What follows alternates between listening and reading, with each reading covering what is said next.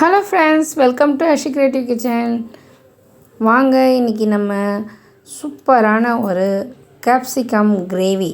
இது சப்பாத்தி, சாதம், பூரி எல்லாத்துக்குமே ஒரு சிறந்த ஒரு சைட் டிஷ்ஷுன்னு சொல்லலாம். அவ்வளோ சூப்பராக இருந்துச்சு ஃப்ரெண்ட்ஸ். நீங்களும் ட்ரை பண்ணி பாருங்கள். வாங்க, நம்ம எப்படி செய்யலான்றதை பார்க்கலாம். இது கூடவே இதனுடைய பெனிஃபிட் என்னன்னு நான் இது கூடவே சொல்லிடுறேன். ஒரு தவா மாதிரி வச்சுக்கிட்டேன். அதில் 2லேருந்து 3 டீஸ்பூன் எண்ணெய் ஊற்றிட்டு கொஞ்சமாக சோம்பு போட்டு தாளிச்சிக்கிட்டேன் ஃப்ரெண்ட்ஸ். இதுக்கு நான் 2 வெங்காயம் எடுத்து வச்சுருந்தேன்.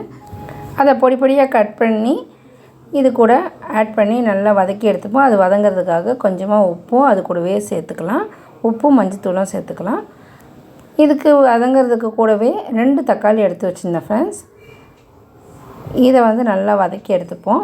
அதுக்குள்ளே கொஞ்சம் பெனிஃபிட்டையும் பார்த்துடலாம் ஃப்ரெண்ட்ஸ். குடமிளகாயில் கொழுப்பு சத்து, கொலஸ்ட்ரால், ஸ்டோடியம் குறைவாக இருக்கிறதுனால உடல் எடையை குறைக்கிறதுக்கு இது உதவுது ஃப்ரெண்ட்ஸ். வயது முதிர்வை தடுக்கிறதுக்கும் உதவுது இந்த குடமிளகாய். தோலில் ஏற்படும் கருமை, சுருக்கம், வறட்சியை போக்குறதுக்கும், இந்த தோல் பளபளன்னு இருக்கிறதுக்கும், வெயிலில் போகிறதுனால ஏற்படக்கூடிய தோல் வறட்சியையும் தடுக்கும் ஃப்ரெண்ட்ஸ் இந்த குடமிளகாய். இதுக்கு நான் 2 பல் பூண்டு இடித்து போட்டுக்கிட்டேன். கூடவே கொஞ்சம் மஞ்சத்தூளையும் போட்டு நல்லா வதக்கிக்கிறேன் ஃப்ரெண்ட்ஸ்.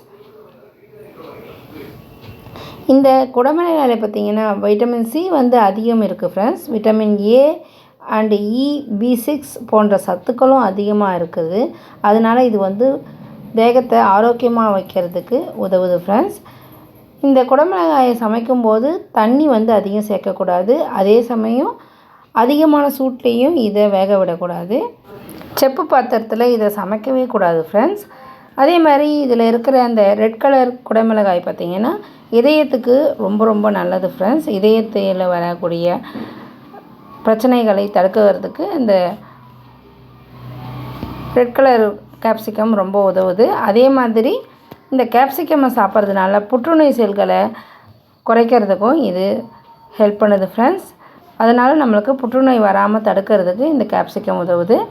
இப்போ நம்ம இது வதங்கிட்டே இருக்கட்டும்னு சொல்லிவிட்டு ஒரு பக்கம் ஒரு கைப்பிடி அளவு வேர்க்கடலையை எடுத்து வறுத்துக்கிறேன் ஃப்ரெண்ட்ஸ். வறுத்துட்டு அந்த வேர்க்கடலையை பொடி பண்ணி இதை கடைசியாக நம்ம சேர்க்க போகிறோம். மிதமான தீயிலேயே வச்சு வறுத்துக்கோங்க. இந்த கேப்சிகம் பார்த்திங்கன்னா கண் தொடர்பான பிரச்சனைகள்லேருந்து விடுபடுறதுக்கு இந்த கேப்சிகம் ரொம்ப ஹெல்ப் பண்ணுது ஃப்ரெண்ட்ஸ். அதாவது கண்ணில் அலர்ஜியோ இல்லை கண் அரிப்பு இந்த மாதிரி ஏதாவது இருக்குது அப்படின்னா, அந்த மாதிரி பிரச்சனைகள் இருக்கிறவங்க இந்த கேப்சிகம்மை வாரத்தில் 2 முறை சேர்த்துக்கிறது ரொம்ப நல்லது ஃப்ரெண்ட்ஸ். இப்போ நான் வெட்டி வச்சுருந்த கேப்சிகம்மை இதில் போட்டு வதக்கிக்கிட்டு இதுக்கு தேவையான அளவு தண்ணி விட்டு நல்லா வதக்கிட்டேன். எல்லாமே சிறுந்தியிலே வச்சு வதக்கிறேன். ஏன்னா அதிகமான தீ கூடாதுன்றதுனால சிறுந்தியிலே வச்சு வதக்கிறேன்.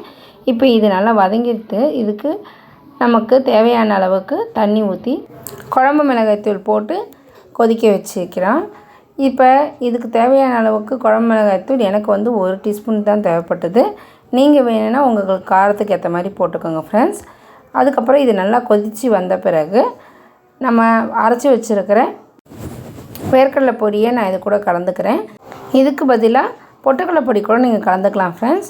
ரொம்ப டேஸ்ட்டாக இருந்துச்சு ஃப்ரெண்ட்ஸ் இந்த கேப்சிகம் கிரேவி. இது எல்லாத்துக்கும் சைட் டிஷ்ஷாக யூஸ் பண்ணலாம் ஃப்ரெண்ட்ஸ். ரொம்ப நல்லா இருந்துச்சு. நீங்களும் ட்ரை பண்ணி பார்த்துட்டு எப்படி இருந்துச்சுன்னு சொல்லுங்கள் ஃப்ரெண்ட்ஸ். ஓகே ஃப்ரெண்ட்ஸ், இந்த வீடியோ பிடிச்சிருந்தா லைக் பண்ணுங்கள், ஷேர் பண்ணுங்கள், மறக்காமல் சப்ஸ்கிரைப் பண்ணிவிட்டு பக்கத்தில் இருக்க பெல் ஐக்கானையும் கிளிக் பண்ணிவிடுங்க ஃப்ரெண்ட்ஸ். அப்போ தான் நாங்கள் போடுற எல்லா வீடியோஸும் உங்களுக்கு நோட்டிஃபிகேஷனில் வரும் ஃப்ரெண்ட்ஸ்.